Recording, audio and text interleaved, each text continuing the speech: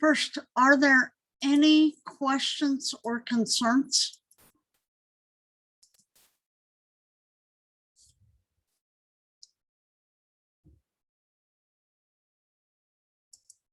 I have at least, there's 4 people in this course who did not take the first exam. I've had one person contact me about it. If you know that you did not take it, I need you to reach out to me and tell me. And tell me when you will when you'll be able to take it. And I will extend out the deadline for you. But you have to reach out to me. I'm not going to reach out to you. You can look on D2L and see what you're missing. So I need you to be responsible for it. I want to get through most of chapter 7 today. And we'll plan on starting chapter 12 next week.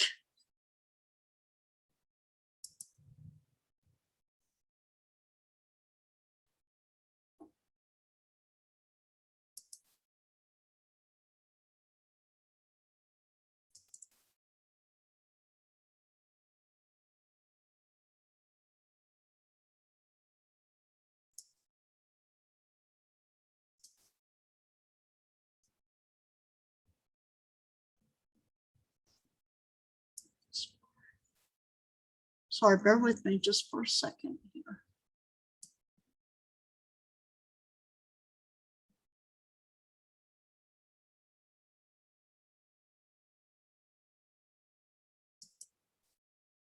So bone formation, it occurs in 4 different situations. We have bone formation that occurs during embryological and fetal development, which includes both intramembranous ossification and endochondrial ossification. As bones grow before adulthood until the epiphyseal plates fuse, when bones remodel, because they're constantly being broken down and remodeled, and then the healing of fractures. Ossification or osteogenesis is a formation of bone.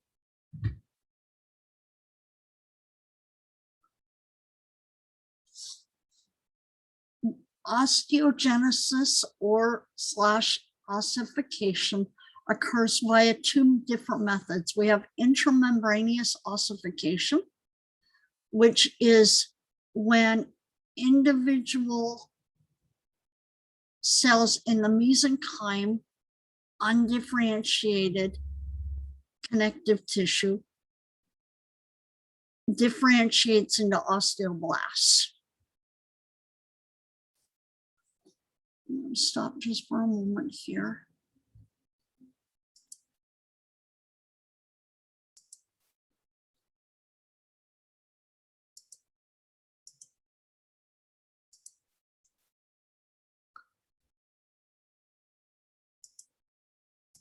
So anytime you hear the word genesis at the end of a word, what does that mean? Genesis is So you mean the creation? The creation, right? So so every time you hear it, it's the building of something. Building of something. Osteo means bone.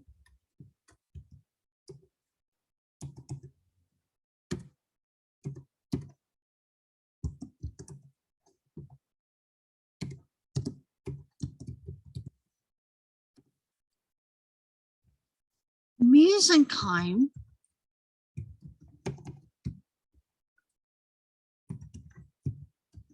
is undifferentiated or embryological.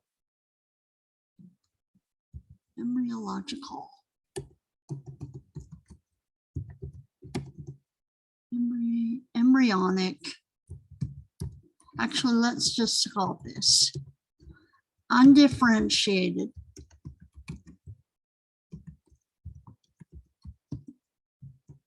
or unspecialized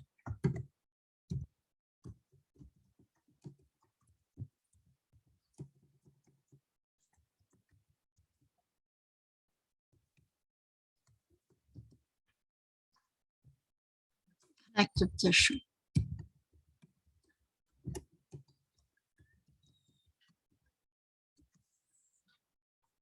So mesenchyme is the precursor for all connective tissues.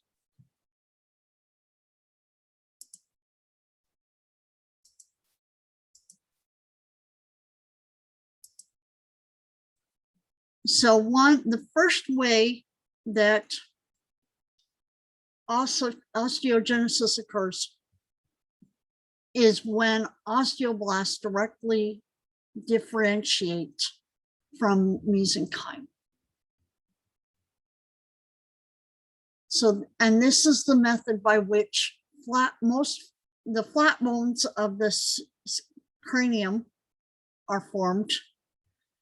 The clavicle is formed and part of the mandible.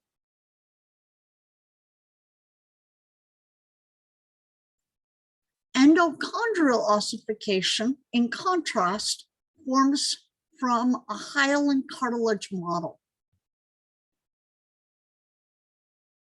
This is where all of the bones outside of the ones that form from intramembranous ossification start as a pre-existing hyaline cartilage model that has almost the same shape as the formed bone will have. But rather than being made of bone, it's made of hyaline cartilage. Most bones develop through this process, such as the vertebrae, the ribs, the scapula, the pelvic girdle, and the limb bones. Intramembranous ossification starts with a membrane of mesenchyme. Within this membrane of mesenchyme, some of the mesenchyme chondrocyte cells, or excuse me, some of the mesenchymal cells differentiate into osteoblasts. And at that, when they become osteoblasts, they start to secrete osteoid tissue. Remember, that's the organic matrix. Then that matrix is that organic soft collagen matrix is calcified. And when it's calcified, that results in the entrapment of osteocytes.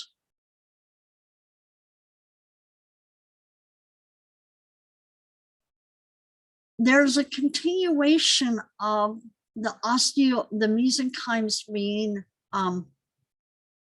differentiating into osteoblasts, and then the osteoblast keeps secreting out more matrix, which is then hardened.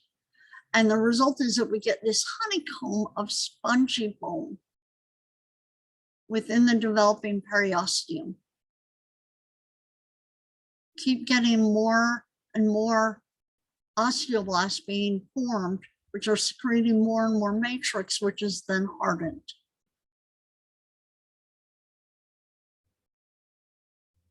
As more matrix is hardened, more matrix is produced more, and it's being hardened.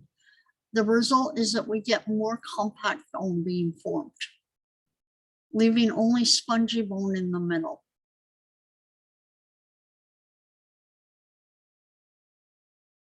Now, to help with comprehension of this process, we're going to watch a short video here.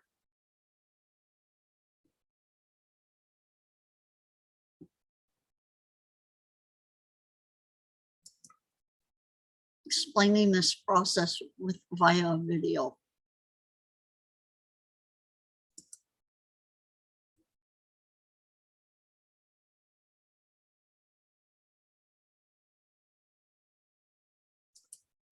My job Oh, is to you know make what? This is the college wrong easy. We video. have students. Stop. This is the wrong video. I just realized as I started to play and I thought, wait, this isn't the right video.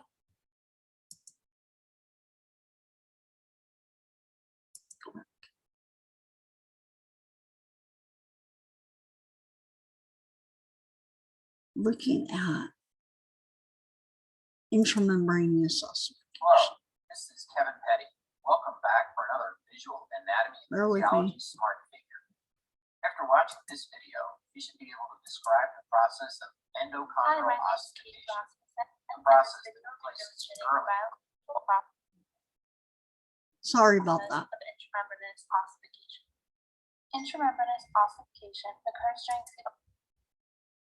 Sorry, be patient with me as I got multiple videos running all at the same time.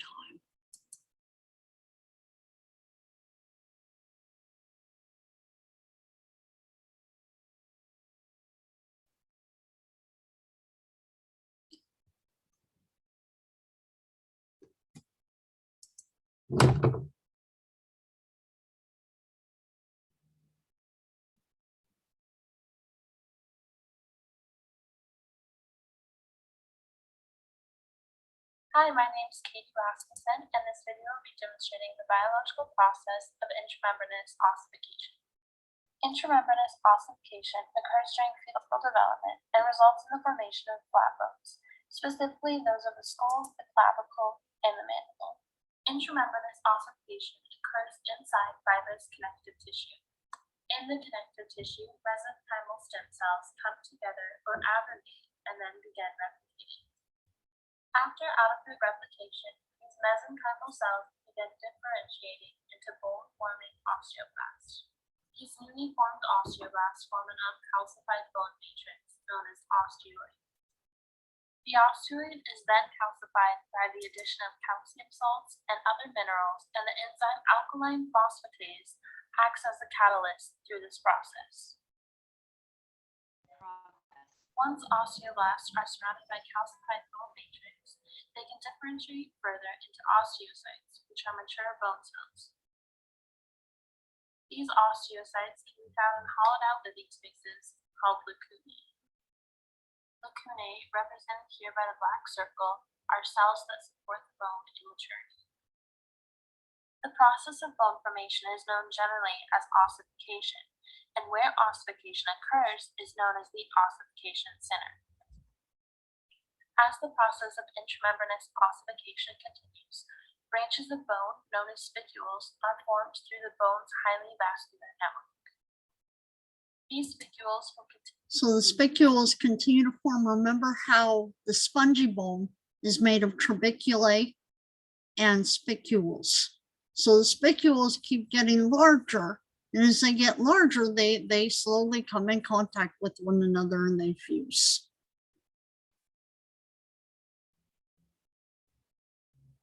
And the spicules, they get larger, they start widening, they get a little longer. They're thickening up into trabeculae. And that's what's forming the honeycomb of spongy bone.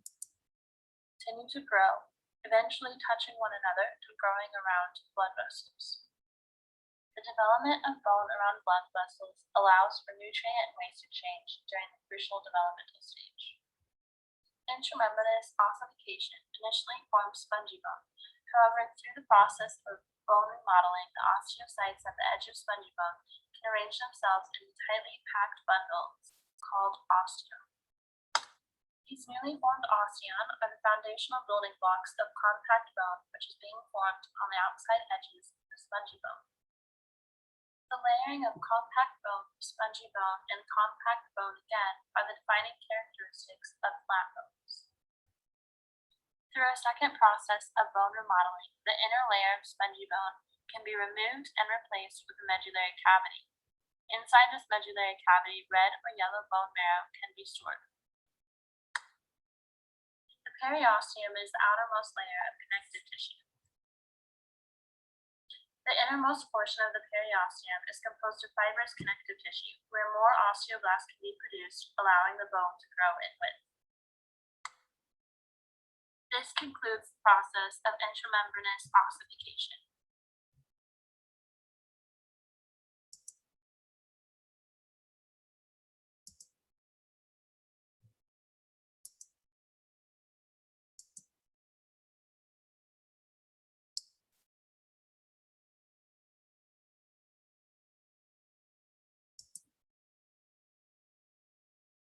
So intramembranous starts with a membrane made of mesenchyme that slowly differentiates into osteoblast, which then starts secreting down osteoid, which is then calcified.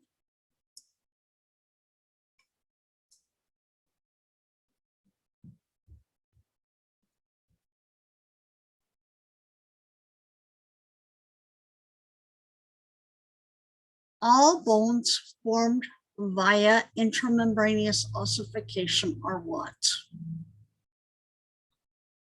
C. Say it one more time. C as in cat. Correct.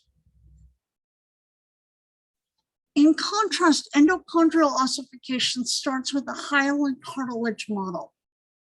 All of the bones present have a similar shape to the mature bone, but rather than being made of bone, they're made out of hyaline cartilage. What occurs is that initially some of the bone, some of the periosteum around this hyaline cartilage model becomes a bony collar, starts differentiating into osteoblasts and forming a bony collar. There's no blood. Remember how hyaline cartilage is avascular.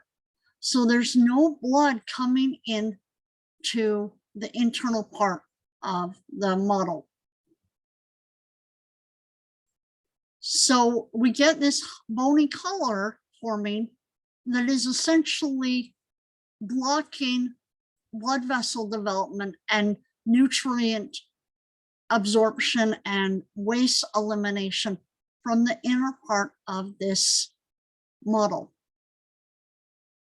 As a result, the chondrocytes in here, remember chondro meaning cartilage, cytes meaning cells. So the chondrocytes enlarge, they go through a time of stress because there's no nutrients coming in. They're not getting any waste are not being eliminated. They're under stress. They enlarge and die. So they get bigger, you know, I guess the way that chondrocytes show that they're stressed is they enlarge and then they die. So at that point, once they start dying, then the blood vessels start coming in. And the blood vessels, when they come in, they bring in osteoblasts and calcium minerals. Bring in the minerals. And so they start breaking down, they start getting rid of the dead cells, bringing in osteoblasts. And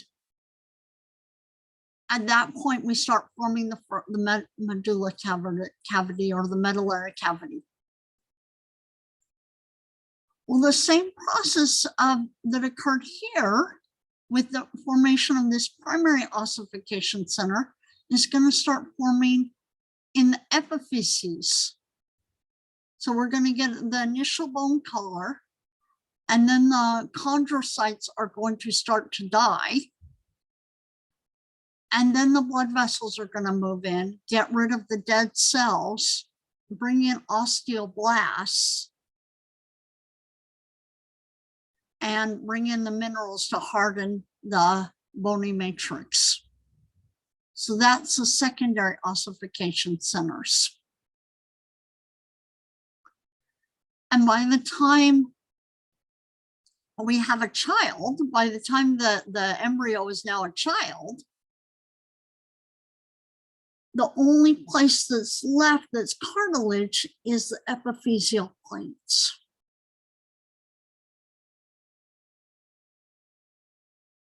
And later, the ossification centers will fuse, forming the epiphyseal lines. Just like before, because I know that's quite the process, I have a video.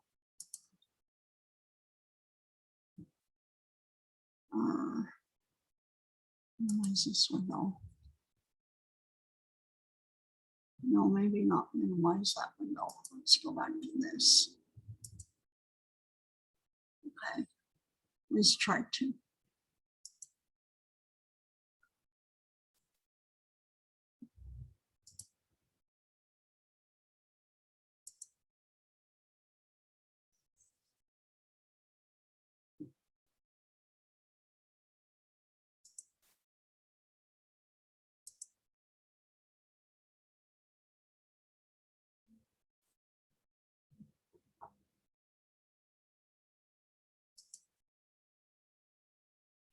My job is to make college easier because students.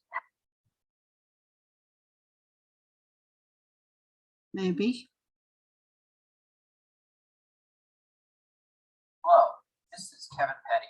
Welcome back for another visual anatomy physiology smart figure.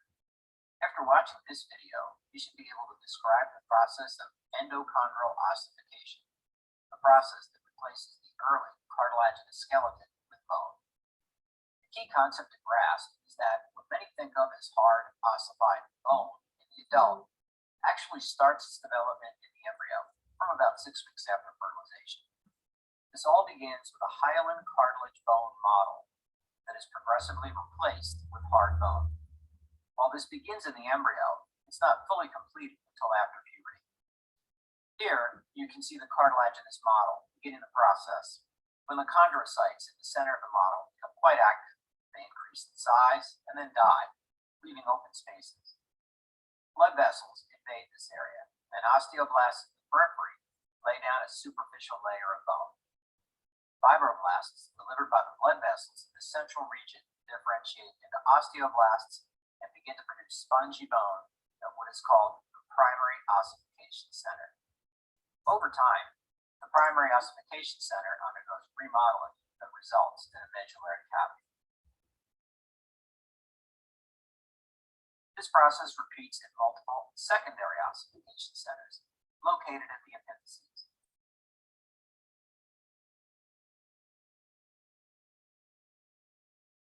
The epiphyses will retain a thin layer of articular cartilage. This will remain in the adult, and is what covers the ends of your bones today. Epiphyseal cartilage, also called the epiphyseal plate or growth plate, separates the epiphyses from the diaphysis. Lengthwise growth of the bone is regulated by this epiphyseal plate. As chondrocytes on the epiphyseal side of the plate continue to divide and enlarge, while those on the side of the diaphysis die. Osteoblasts migrate to this region and increase bone length by laying down bone. At puberty, various hormones cause the epiphyseal plate to be fully replaced with bone. This epiphyseal closure signals the end of skeletal growth. An X-ray can reveal if an epiphyseal plate is open or closed.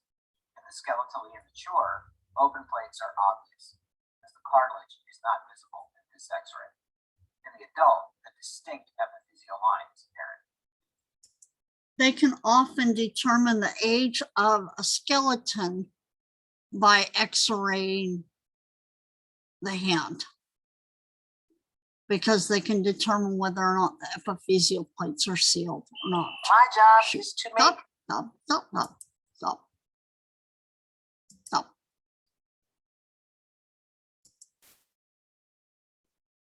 And this last summer, I started looking a little bit at anatomical forensics, which a lot of that has to do with the skeleton.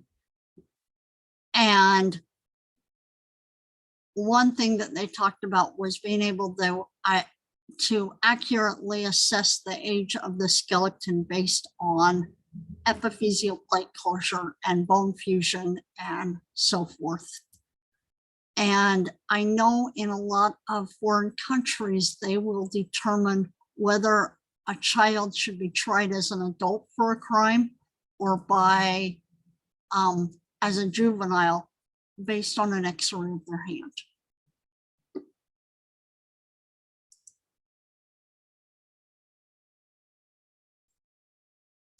Because if they're an adult, those epiphyseal plates are sealed.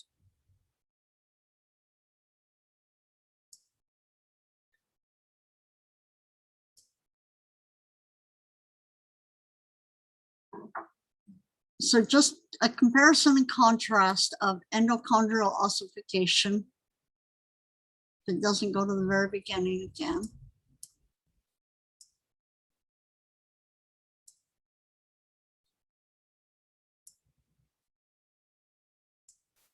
Comparison of endochondral ossification and intramembranous ossification.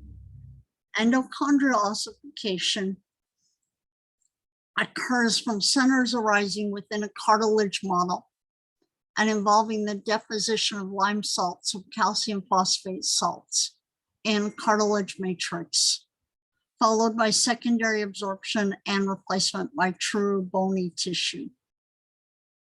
Intramembranous ossification is the development of osseous tissue within a mesenchymal membrane without cartilage formation. In endochondral ossification, the cartilage is formed first and then the bone is laid down on it. In intramembranous ossification, the bone is formed directly on mesenchyme.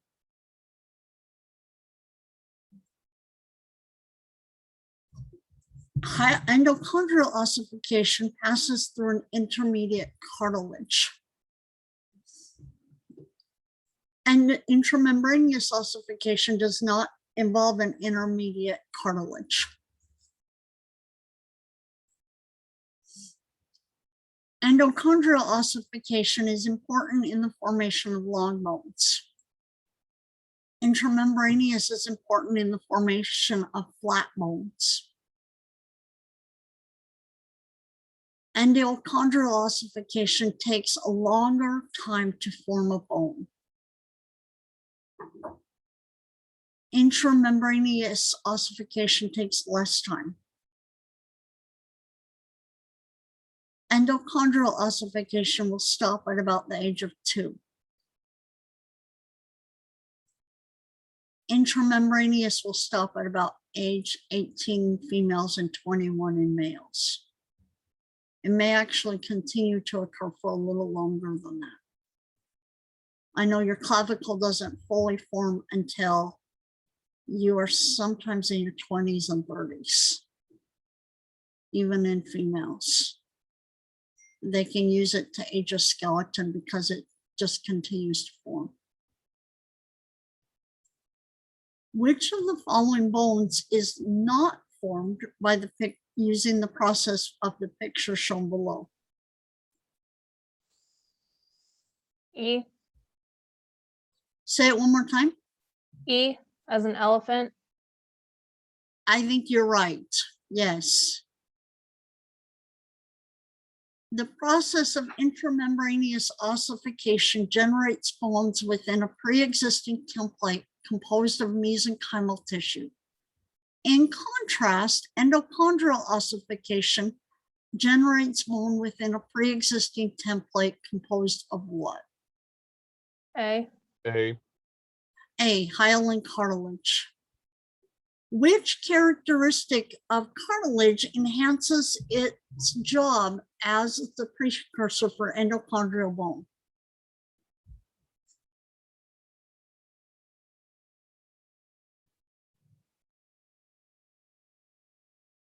Would it be D? I think it's D. It's D. Because we know it's part of the skeletal system. Any questions about the processes of endochondral ossification and intramembranous ossification?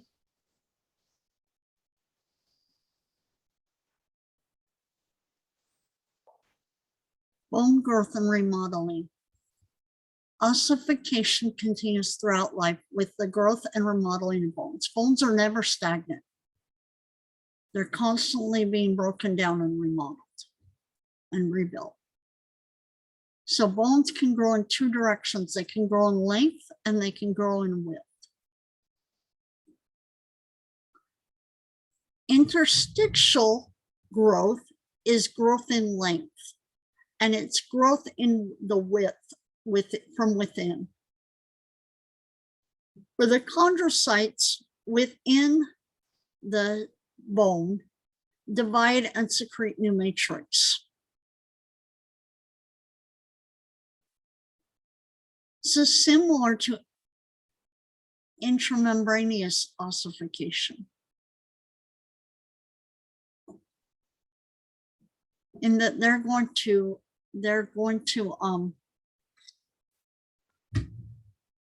start to form osteoblasts.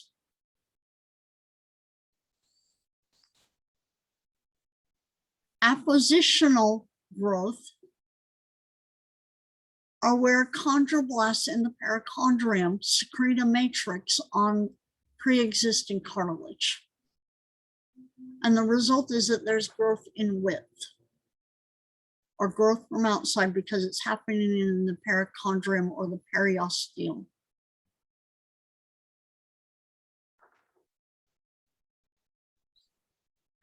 This is the way that bony markings are created of the bone. So the trochanters and the tubercles are formed via appositional growth.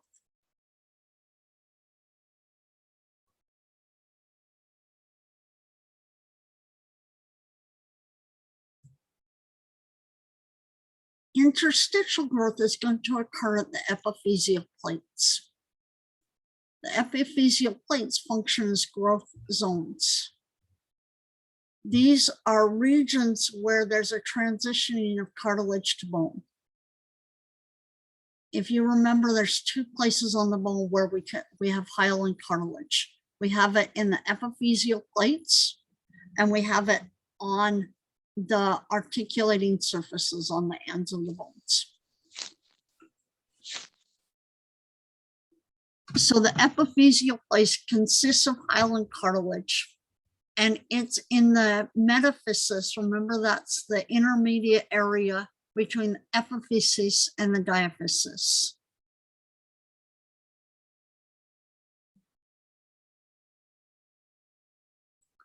Within the epiphyseal plate, there's 5 different zones that keep changing and are always undergoing a process of interstitial growth.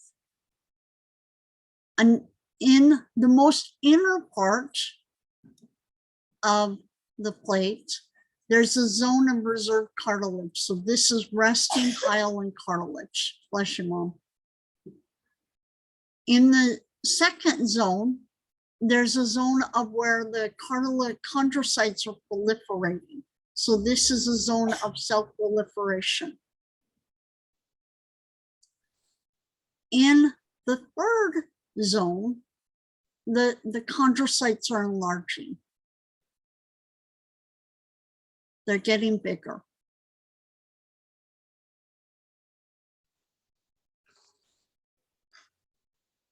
And when they're getting bigger, the lacunae walls, remember how chondrocytes live within lacunae, just like osteocytes do.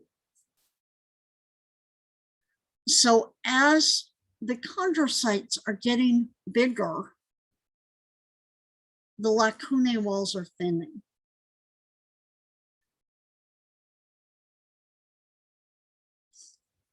There's a temporary calcification of these thinning walls.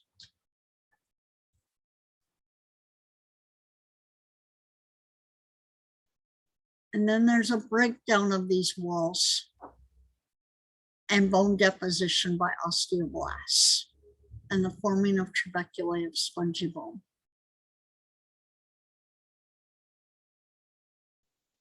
So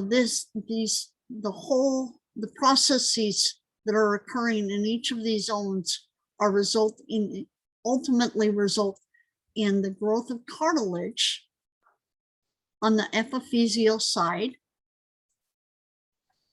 of the plate and the replacement of that cartilage by bony tissue on the diaphyseal side of the plate. So this little area constantly is being pushed towards the edges of the bone as new bone is being produced.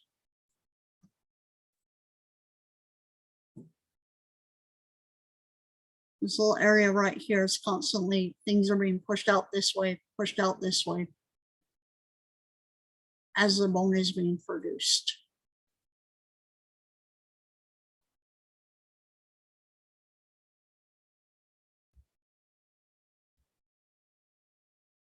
So bone is not turned in, cartilage is not turned into bone. It is replaced by bone.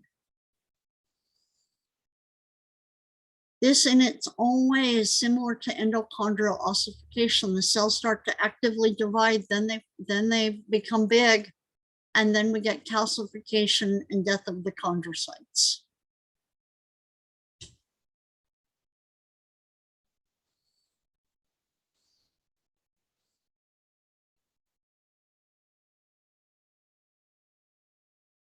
Questions?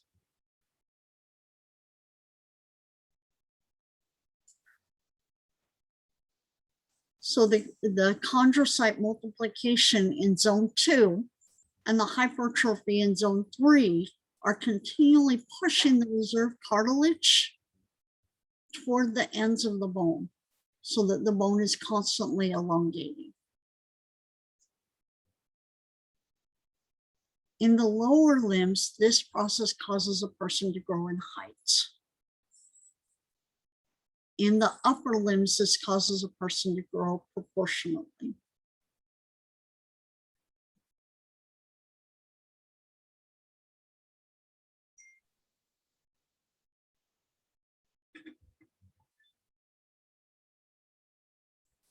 So this interstitial growth of the epiphyseal plate results in increased bone length. Once the epiphyseal plate is depleted of hyaline cartilage, the primary and secondary marrow cavities, remember that this is a secondary marrow cavity, this is a primary marrow cavity, unite, and the junction is the epiphyseal line.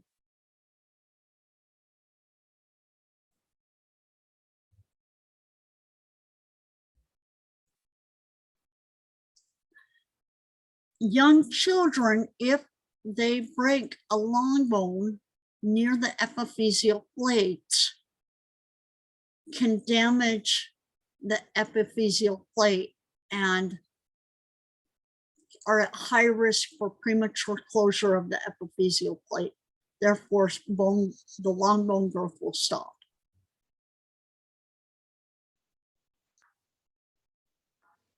If you think about it, this is a very organized 5 zones.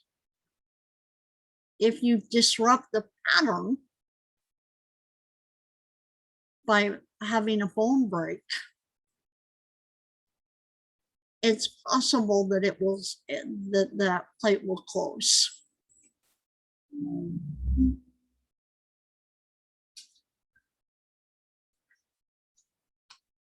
During bone growth, which event is most significant at the surface indicated by a letter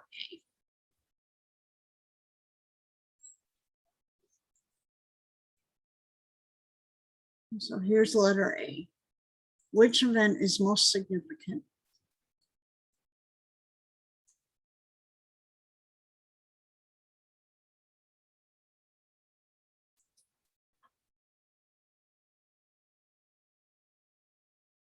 I'm gonna take a wild guess. Would it be A?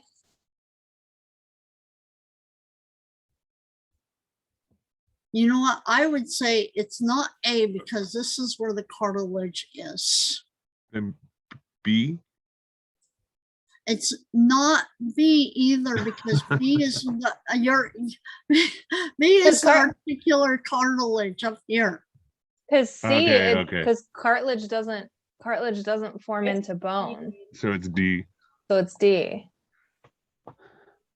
I would go with D. So cartilage can't form into bone, but bone can form into cartilage. Well, I mean, the ultimate goal, the goal here is that the cartilage is going to be replaced by bone. So maybe the conversion is not the right word. Okay.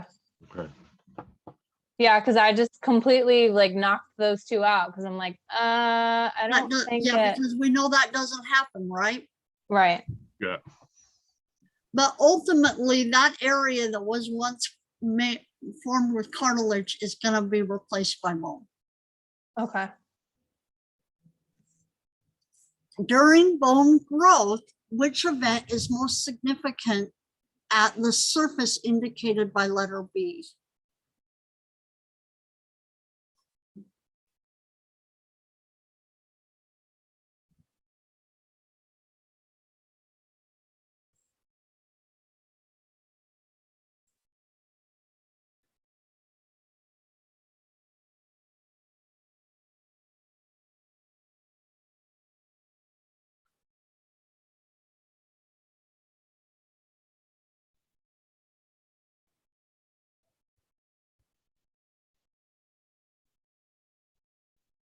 Would it be B? Because we just said that the conversion of bone into cartilage. Say it one more time. B is in Bravo. Yeah, because we just said that I the think bone conformages into cartilage. I think the answer is D. And the reason is because this would be about where the matrix would start to be calcified. Okay. These are not questions I would ever ask on the exam. They're confusing. I didn't make up these questions.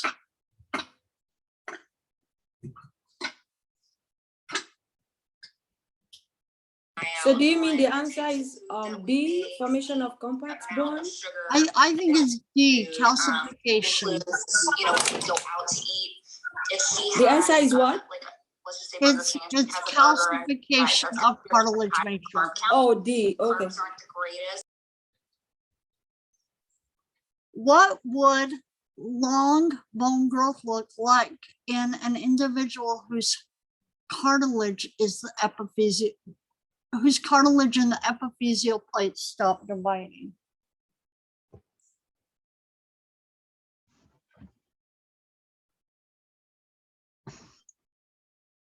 Would it be B as in boy?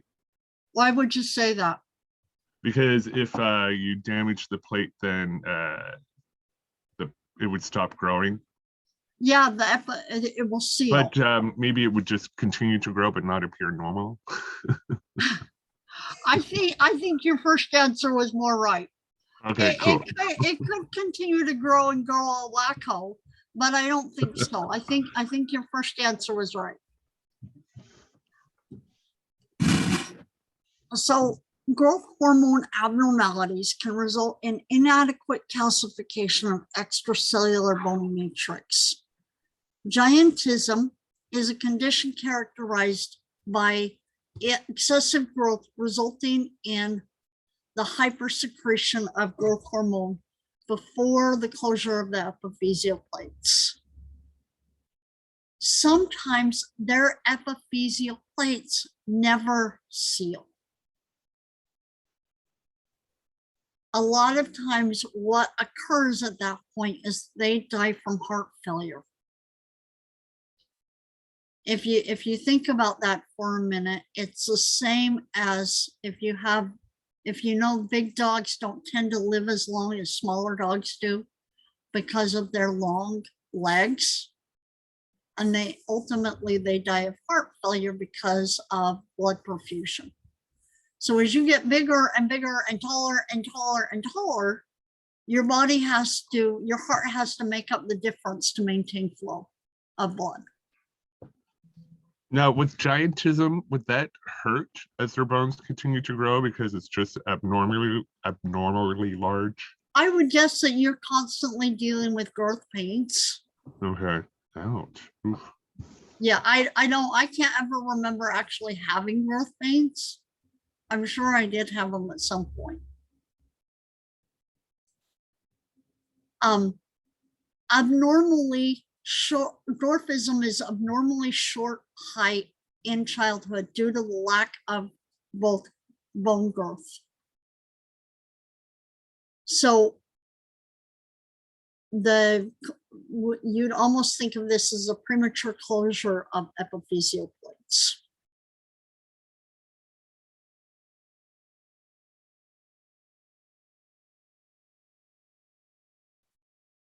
Acromegaly is the result of hypersecretion of human growth hormone from the anterior pituitary after closure has already occurred.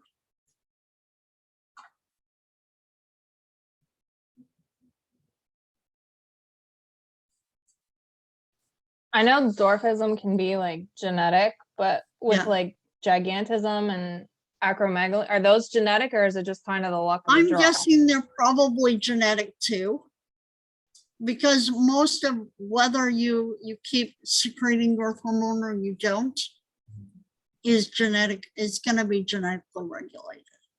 Gotcha. I have a friend who is now they're actually doing growth hormone supplements for her son because he's abnormally small.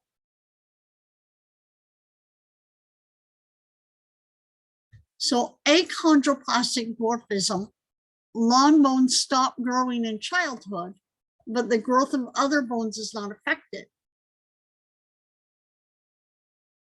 So there's failure of the chondrocytes in zones 2 and 3 to multiply and enlarge.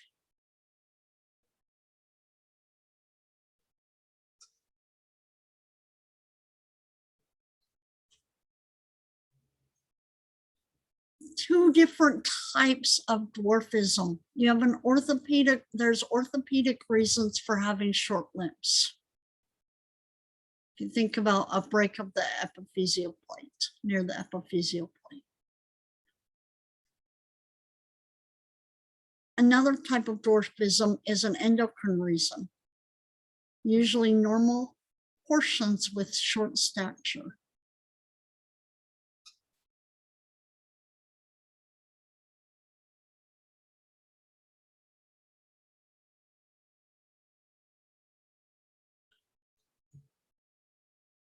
Bone growth and thickness, appositional growth. So this is where bone growth is occurring rather than occurring in the epiphyseal plates, it's occurring in the periosteum. So the periosteum starts creating grooves for incoming blood vessels.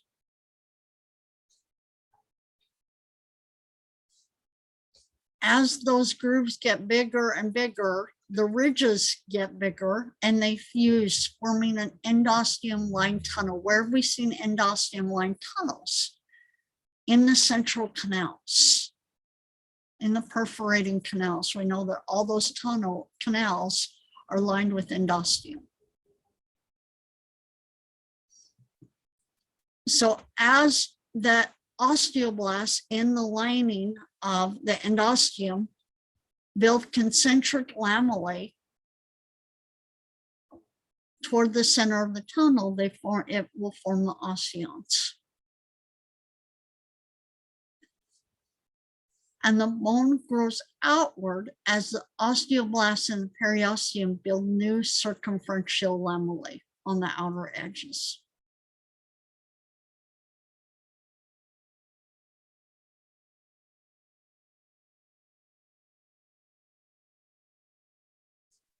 Any questions? So this is formation of osteons on the outer edges. It's the way that I think of it.